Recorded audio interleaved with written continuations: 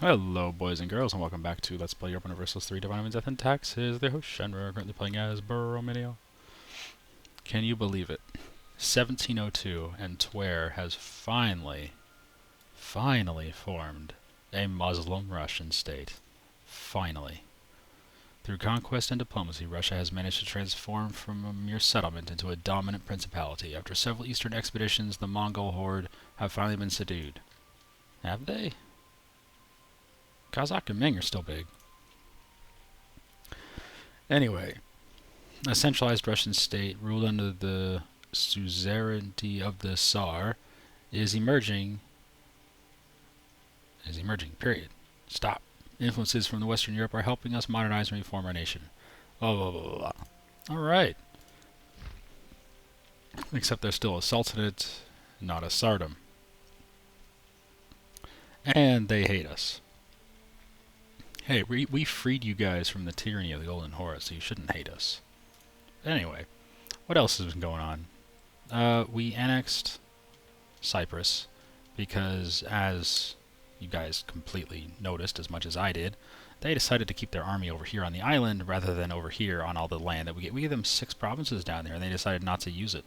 So we just split it up right down the middle. We gave 3 to... actually, we gave 2 to Egypt, and we give 4 to Jerusalem. Why? Because it gives both of them exactly 12 territories now. So, sorry, Cyprus. And we gave the island of Cyprus to Byzantium, and they have already renamed it to Kypros. And it can't even, the game cannot even display that Y with an accent on it. So, why don't I go ahead and fix it so it'll display, oh, I can't change it because I don't own the fucking territory. Well, whatever, it's now Kypros, and Byzantium owns it. So yeah, there's that. We gave a lot of land to not Tunis, the Hafsids, because we converted most of it. So we just figured time to release them. So our infamy is not very bad. And Poland is almost ready to be released. They have one little territory here in Block, and as soon as that converts, we'll release Poland. And we also have the ability to release the... No, we don't have the ability to release Teutonic Order. We have this core of the Teutons, but we can't release them for some reason. But I guess what we could do is let them revolt and let them be successful, and then we could offer to vassalize them. I don't know. Bavaria is invading Bohemia again. Last time they lost, and they gave up Leipzig to Bohemia, but this time looks like they're winning. Britain and France got into a war, so we got rid of our alliances. Now Britain and Burgundy are at war. I don't know. There's just a lot of little wars going on. The Basarabs are still the same. It's Romania, Iberia, Britain, and France. They're all Basarabs. And Russia. I would love to be able to royal marry you and get some Basarabs going. Yes, I know I have to go to work soon. I would love to be able to marry you and get some Basarabs going, but that's just not going to happen because you guys are the wrong fucking religious group. In the New World, not much. We've just been colonizing. Iberia has this part of Mexico. We have this part of what is today the western U.S. Britain has almost all of almost all of the U.S. and Canada. Britain's powerhouse over here. Genoa's got this shit. I think you already saw that. Genoa's capital is down here in Mexico. Good for them. Well, not Mexico. They call it Nuova Genova. I think that's just awesome that they did that. They moved their capital to the New World. Over here we have our center trade in Flores, still going strong in 928. I thought about making another center trade over here, but nah, just not gonna.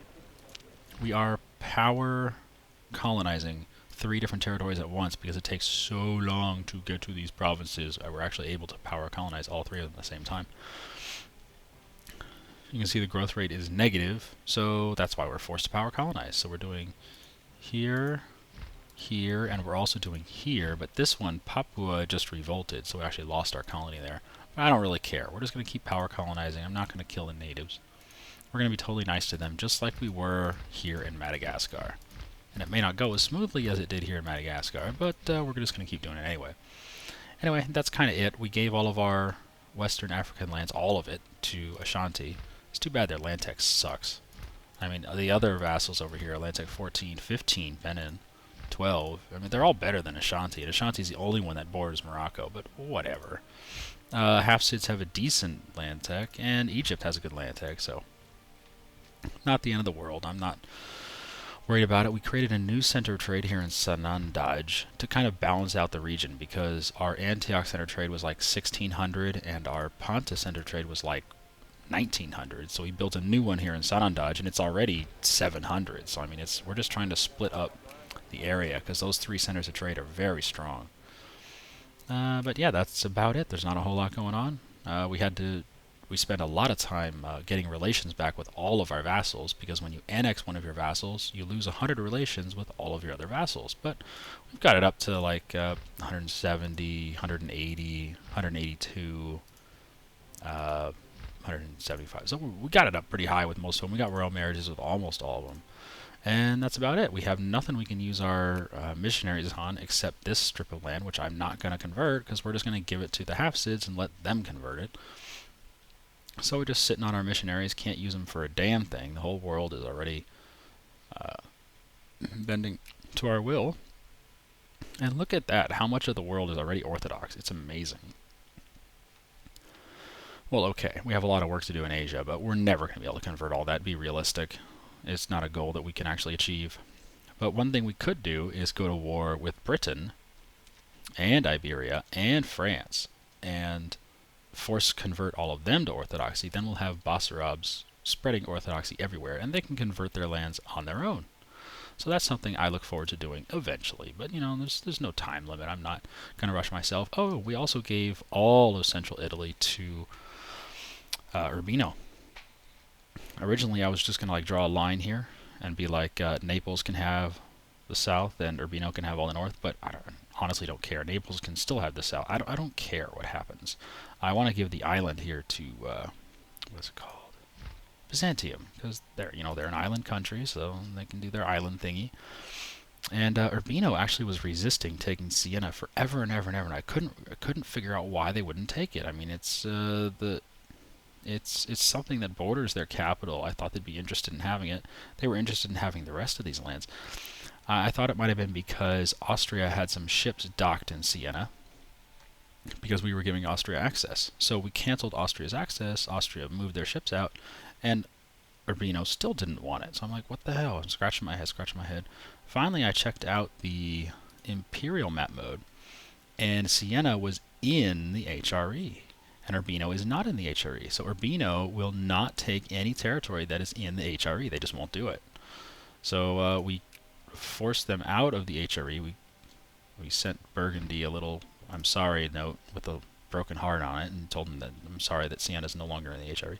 And then Urbino was happy to take it. So, okay, that's all it was. I figured it out. I feel like a little mastermind. But yeah, look at this. Russia has this little island, not island, but they have this little enclave over here, Hinterpommern. Just like modern day Russia has, the little enclave here in Ostpreußen and Königsberg. Anyway, just wanted to show you guys that wonderful event of Russia forming here in April 9th.